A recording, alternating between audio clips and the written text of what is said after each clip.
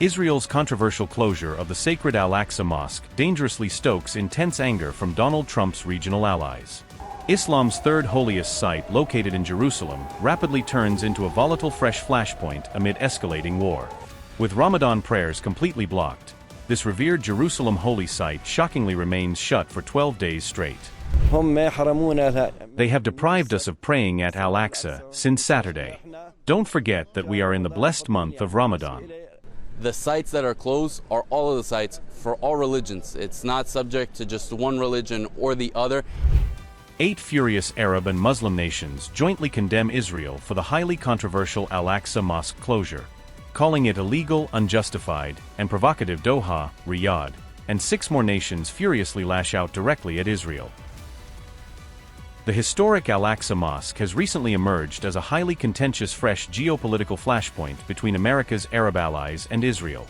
During Islam's traditionally holiest month of Ramadan, Israeli authorities officially ordered the sudden closure of the Al-Aqsa Mosque located within Jerusalem.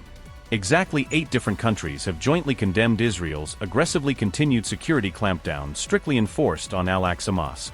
Officials representing Qatar, Jordan, Indonesia, Turkey, Pakistan, Saudi Arabia, Egypt and the UAE jointly released a remarkably strong diplomatic statement today. The prominent Muslim-majority nations publicly accused Israel of unfairly restricting regular Palestinian civilian access specifically to the mosque. We declare an absolute rejection of this highly illegal and completely unjustified measure, definitively read the strongly worded statement. In a direct diplomatic attack, the 8 allied nations also officially accused Israel of intentionally orchestrating repeated provocations at that sacred holy mosque. These critical remarks directed firmly against Israel were formally released by various foreign ministers representing the 8 participating nations recently on March 11th. The joint statement said, and I quote, "Security restrictions on access to the Old City of Jerusalem and its places of worship, coupled with discriminatory and arbitrary access restrictions to the other places of worship in the Old City, constitute a flagrant violation to international law, including international humanitarian law, the historical and legal status quo, and the principle of unrestricted access to places of worship." The ministers affirmed their absolute rejection and condemnation of this illegal and unjustified measure, as well as Israel's continued provocative actions at Al-Aqsa Mosque/Al-Haram Al-Sharif and against worshippers. They stressed that Israel has no sovereignty over occupied Jerusalem or its Islamic and Christian holy sites.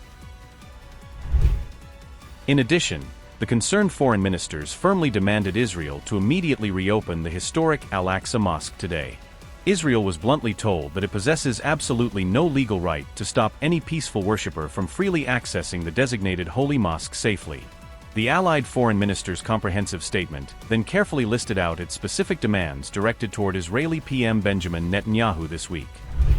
The 8 nations' strict orders for Benjamin Netanyahu are: immediately lift the ongoing closure of the historic Al-Aqsa Mosque, completely remove current access restrictions to occupied Jerusalem, ensure absolutely no obstruction of peaceful Muslim worshippers' daily access to the mosque, immediately stop all illegal government practices directed against Islamic and Christian holy sites, completely stop any further violation of the sanctity of Islamic and Christian holy sites.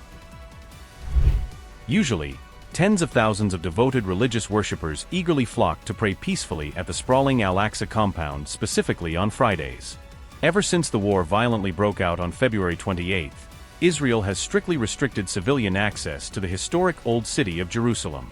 Furthermore, Israel also temporarily closed down the mosque, citing significant security risks, arising largely due to the ongoing regional war.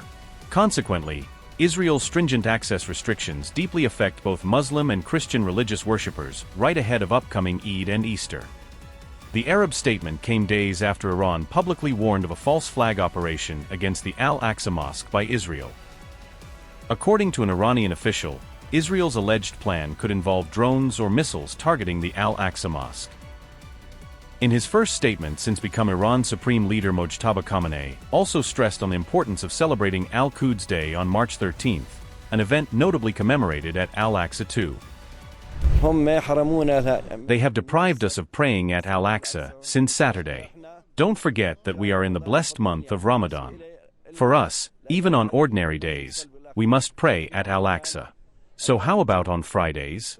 Every time they close it off to us, we try as much as possible to pray and establish the prayer around the walls of Al-Aqsa. And as you can see behind me, we're standing in the old city of Jerusalem where because of the fact that Israel is under the threat of Iranian ballistic missiles, the Home Front Command has issued a number of safety directives that are here to save lives. Some of these being that the holy sites are closed. Now, the sites that are closed are all of the sites for all religions. It's not subject to just one religion or the other. And we've seen the importance of this directive by just a few days ago when an Iranian missile warhead landed just a few hundred meters from these holy sites. On March 11th, the Palestine Foreign Ministry officially accused Israel of committing a blatant violation of fundamental human rights, reported AP. Furthermore, Hamas also severely warned the sudden closure sets a truly dangerous historical precedent and flagrantly violates universal freedom of peaceful religious worship.